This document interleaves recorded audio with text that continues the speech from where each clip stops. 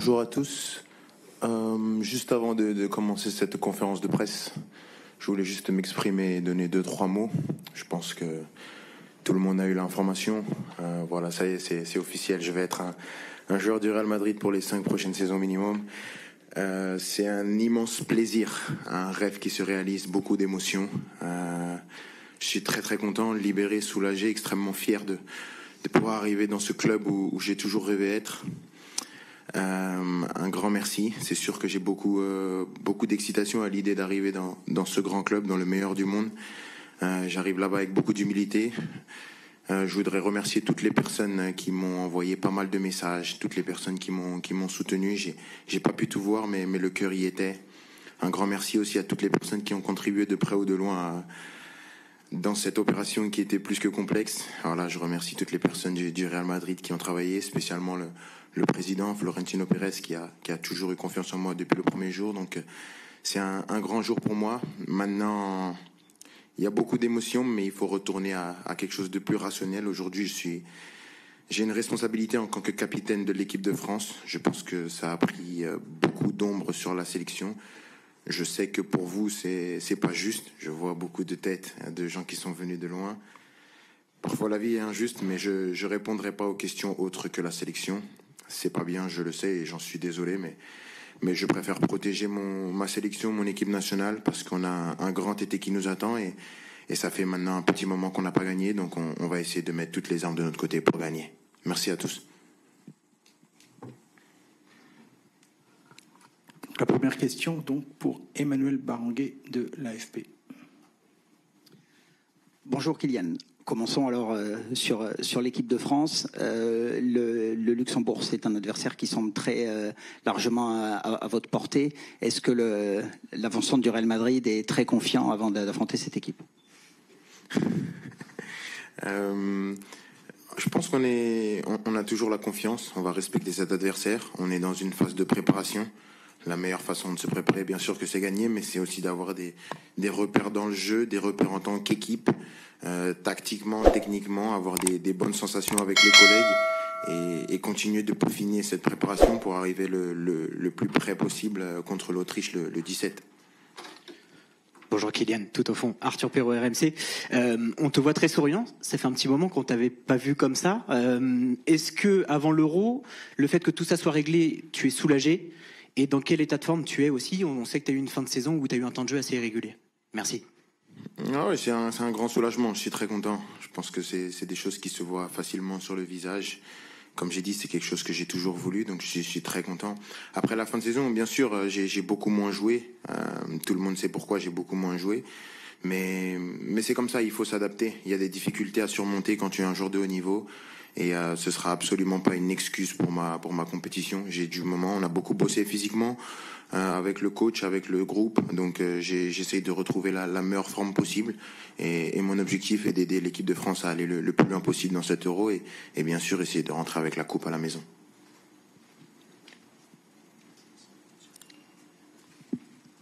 Bonjour Kylian. Je suis Julien Thomasville, les DNA. Oui, pour revenir aussi sur le côté soulagement, est-ce que ça peut avoir un impact dans ton jeu aussi d'être libéré psychologiquement? Est-ce que c'est la meilleure formule aussi pour que tu puisses te donner sur le terrain? Je pense qu'un homme heureux a plus de chances de bien jouer qu'un homme malheureux. Maintenant, il n'y a aucune excuse pour toutes les performances que j'ai eues ou que je vais avoir. C'est juste un sentiment. C'est sûr qu'aujourd'hui, je suis très content. Maintenant, c'est pas parce que je souris que ça va faire gagner des matchs. Il y a un boulot à faire. Toute l'équipe, on doit se préparer. Moi, le premier. Mais bien sûr que voilà, j'apporte de ces matchs sereinement avec bonne humeur et enthousiasme. Bonjour Kylian, Jérémy Moreau pour M6. Justement, maintenant que le transfert est fait, comment tu le sens cet Euro? J'ai toujours senti de la même façon. C'est une compétition qui est très compliquée. Pour moi, plus compliquée qu'une Coupe du Monde. Même si une Coupe du Monde, il y a tellement de pression que l'enjeu prend beaucoup le dessus. C'est difficile de répondre présent du niveau, mais si on parle de niveau, c'est difficile parce que toutes les équipes se connaissent. On a l'habitude de se jouer tout le temps, donc tactiquement, c'est un football qui se ressemble. C'est très très difficile. Dès les phases de poule, c'est très très difficile. On voit notre poule, on joue l'Autriche, une équipe très surprenante. On a les Pays-Bas, une très bonne équipe. La Pologne, une équipe qu'on avait joué en 8e de finale à la Coupe du Monde, mais qui s'est qualifiée de justesse au barrage. Ça prouve la complexité de la compétition. Donc c'est une compétition qu'on n'a pas gagnée depuis longtemps. 24 ans, c'est énorme pour un pays comme le nôtre. Maintenant, on se met pas de pression supplémentaire. Comme j'ai dit, l'objectif, c'est d'arriver prêt dans cette compétition. Donc on continue de se préparer et d'être dans la meilleure forme possible pour arriver à performer déjà aux phases de poule. C'est la première compétition. Bonjour Kylian, Dominique Sérac, Le Parisien. Quel bilan tu fais de ta saison au-delà des stats, les buts, les passes D? Comment tu t'es trouvé cette saison? Je pense que j'ai attaqué cette saison avec une ambition différente, un jugement différent sur ce que je fais, une exigence différente, parce que j'ai toujours pensé que j'allais jamais jouer. Donc à partir du moment où j'ai juste foulé la pelouse, pour moi c'était une saison réussie. Mais c'est sûr que cette saison, si on prend en comparaison avec toutes les saisons que j'ai pu donner, toutes les saisons que vous avez pu voir, je pense qu'il y a eu des mieux que celle-ci. Mais je pense que celle-ci, ça a été la plus difficile à jouer. Et la jouer comme je l'ai joué, je peux que être fier, et je suis beaucoup plus fier de cette année-là, même si on parle vraiment que techniquement en termes de performance, elle est peut-être un peu moins bonne dans mes standards à moi, mais quand je sais tout ce que j'ai dû traverser pour jouer, tout ce que j'ai dû subir tout au long de l'année, je pense que c'est la meilleure saison de ma carrière. Bonjour, Nicolas Le Gardien de Sud-Ouest. Qu'est-ce qui différencie ce que te demande Didier Deschamps en équipe de France et ce que pouvait te demander Luis Enrique avec le PSG cette fin de saison? C'est deux philosophies complètement différentes. Deux visions du football complètement différentes. Mais c'est deux très bons entraîneurs qui contribuent au fait d'élargir ma palette en tant que joueur. Parce que c'est deux personnes qui ont gagné, deux champions. Avec Luis Enrique, c'est beaucoup plus un football de possession, c'est beaucoup plus un football qui est contrôlé. Il aime avoir le contrôle dans tout ce qu'il fait. Il aime que tu rentres sur le terrain et que tu saches à quand donner le ballon, où aller, quoi faire. C'est vraiment son obsession. Et donc c'est une vision de voir le foot qui est totalement louable. Avec le coach, c'est autre chose. C'est vraiment quelqu'un qui est rigoureux tactiquement, mais qui vous laisse une liberté au niveau offensif. Donc c'est deux manières de voir le foot différentes, et ça a permis aux joueurs que je suis d'engranger beaucoup d'expérience et d'apprendre au quotidien. Comment? Non. J'étais bien à l'aise avec le coach Enrique aussi. Comme je dis, c'est deux footballs différents. Donc c'est une adaptation différente, c'est une approche du jeu qui est différente. Parce que, par exemple, le coach Luis Enrique, sa priorité c'est d'avoir le ballon. Lui dit qu'il n'y a qu'un ballon. Donc si tu l'as, c'est la meilleure manière de défendre. Ou le coach Didier Deschamps, lui, il a une philosophie qui est que ne pas avoir le ballon, c'est pas un problème. Mais il y a des choses à faire quand tu n'as pas le ballon, un bloc à avoir, une hauteur de bloc, des choses qui sont différentes. Pour Luis Enrique, c'est des choses qui lui parlent pas. Lui, sa priorité d'abord, c'est d'avoir le ballon. Pour le coach Deschamps, c'est un coach qui s'adapte beaucoup plus à la situation. Et on en revient aussi à un débat qui est plus large, qui est cette différence entre le football de club et de sélection. Au football de club, tu as beaucoup plus de temps d'élargir et de peaufiner ton style à toi. En équipe de France et en sélection en général, si vous regardez, on regarde un peu dans l'historique, ou vous regardez les autres équipes, c'est plus des tactiques où on s'adapte, il y a moins de pattes, parce qu'il y a moins le temps. Il y a moins le temps d'avoir cette empreinte sur les joueurs, donc c'est complètement différent. Bonjour, Kylian, Nicolas Paillard, au niveau des caméras pour InfoSport Plus et Canal+. Où ça? Là, juste en face de vous, en pardon. rouge. Est-ce que c'est un nouveau capitaine de l'équipe de France, finalement, qui est présente devant nous, avec cette page qui se tourne, avec la volonté de briller en bleu et avec votre nouveau club? J'ai toujours eu la volonté de briller en bleu. Un nouveau, je pense pas. J'ai toujours essayé de faire du mieux que possible en sélection. Et ça va continuer comme ça. J'aurai pas plus d'envie, j'en aurai pas moins, parce que je pense que quand je viens en sélection, mon envie, elle est au maximum. J'essaie de tout donner pour ce maillot, pour ce coq. Avec mes réussites et mes échecs, avec les réussites de l'équipe et les échecs de l'équipe, mais j'ai toujours eu cette fierté et cette ambition de tout donner et d'essayer de marquer l'histoire du football français. Bonjour Kylian, Baptiste Dureux pour RTL. C'est ta 4e grande compétition avec les Bleus. Tu as connu des succès 2018, 2022, même si c'est très difficile, mais les Bleus se tournaient en finale. Un Euro un peu plus compliqué. Quelle est la principale chose que tu as apprise sur ces 3 compétitions et dont tu vas te servir par exemple pour cet Euro à venir? Merci. C'est une question qui est à la fois qui est un peu difficile parce que en 2018 j'ai pas appris. Je suis arrivé et j'ai gagné tout de suite. Donc tu apprends pas quand tu gagnes. C'est la vérité. J'ai pris une baffe à l'Euro avec une compétition ratée. J'ai eu beaucoup plus d'apprentissage, c'est sûr. Et donc je pense que l'Euro m'a servi pour la Coupe du Monde qui était 1 an et demi après. C'était proche. Donc je peux dire que la compétition où j'ai le plus appris, c'est l'Euro 2021. C'est sûr, c'est pour moi la grosse tache noire dans mon CV en sélection. Et donc après la Coupe du Monde 2022, tu apprends aussi parce que c'est de l'expérience. Jouer une Coupe du Monde, ça t'enrichit en tant qu'homme, en tant que joueur. Mais voilà, on la perd au tir au but. On va jusqu'au bout de ce qu'on peut faire. Je pense que même si on la rejoue, on donne tout, je pense qu'on fait la même chose. Donc c'est compliqué, mais l'Euro m'a beaucoup servi et ça tombe bien, on va jouer un Euro. Donc je pense que même dans l'état d'esprit, j'ai cet état d'esprit revanchard. Je pense que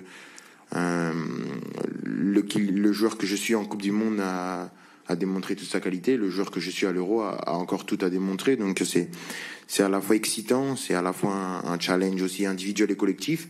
Parce que comme j'ai dit, ça fait 24 ans qu'on n'a pas gagné l'Euro. Et je pense que les gens sont impatients de regagner cette compétition.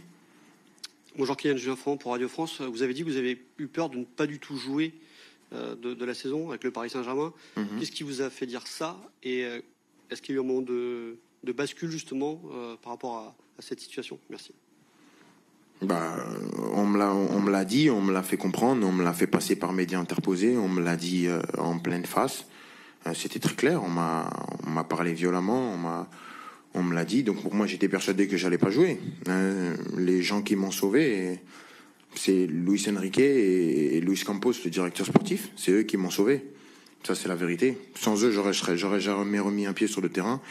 Et la vérité, elle est strictement là. C'est pour ça que j'ai toujours eu cette reconnaissance par rapport au coach, par rapport au directeur sportif.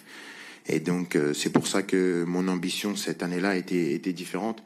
Et j'entends toutes les critiques parce que je pense qu'être la meilleure personne qui comprend le mieux mes performances et qui les analyse le mieux. Donc j'ai aucun problème à venir baisser la garde ici et dire que c'était peut-être un peu moins haut dans mes standards.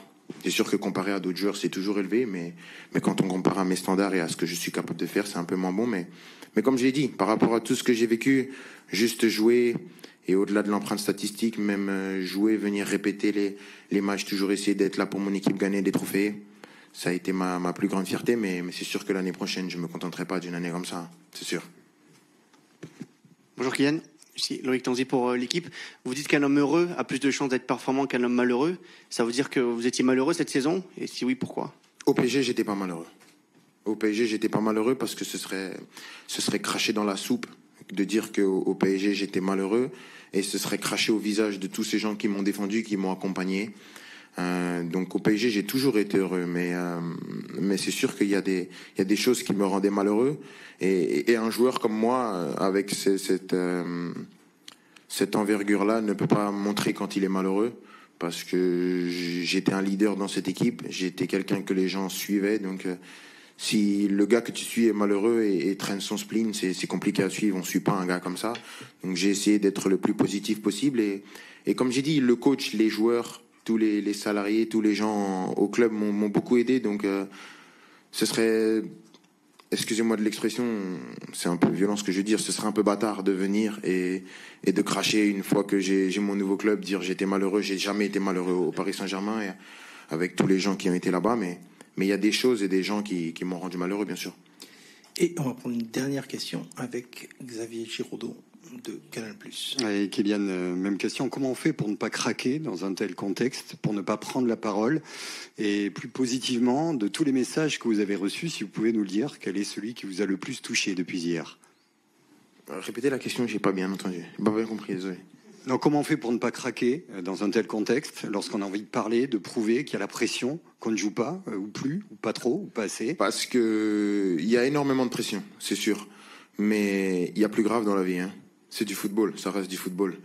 J'ai toujours eu cette éducation de jamais venir ici pleurer. Je suis payé, très grassement payé pour jouer au football, faire ce que j'aime le plus au monde. Il y a des gens qui font un travail qui est beaucoup plus éprouvant que le mien, qui se lèvent tous les jours pour aller à l'usine. Je me lève pas pour aller à l'usine. Alors, ce que j'ai vécu, bien sûr, et je l'ai dit déjà que je souhaitais ça à personne, et je continue de le dire. Maintenant, je trouve que c'est assez déplacé que moi, Kylian Mbappé, je vienne et je me plaigne aux yeux du monde quand je vois ce qui se passe dans le monde actuellement. Il y a des choses bien pires, mais c'était pas agréable non plus. Donc, ça fait partie de mon éducation. J'ai pas voulu, je suis pas comme ça, c'est pas ma nature. Maintenant, voilà, peut-être que j'aurais dû, peut-être que c'est une erreur. Si vous pensez que c'était une erreur, je l'assume complètement, mais c'est comme ça, c'est moi et je pense que je vais pas changer. Après les messages, j'ai pas pu tout voir, mais j'ai vu Marqué. enlever un, ce serait dénigrer les autres. Et chacun a pris simplement prendre la peine de penser à moi. Ça me touche et ça me va droit au cœur, donc. C'est sûr qu'on peut penser que j'ai eu des idoles, c'est sûr que j'ai vu Cristiano, j'ai vu des amis, des légendes du club, Sergio Ramos, Casillas, mes futurs coéquipiers aussi, mes anciens coéquipiers maintenant du club, même des gens du monde du football, tout le monde, ça fait, même mes anciens clubs, j'ai vu un petit peu, ça fait vraiment plaisir et ça contribue à mon épanouissement aujourd'hui avec la banane que j'aime, mais voilà, merci à eux tous et voilà, j'espère être à la hauteur de tout ça.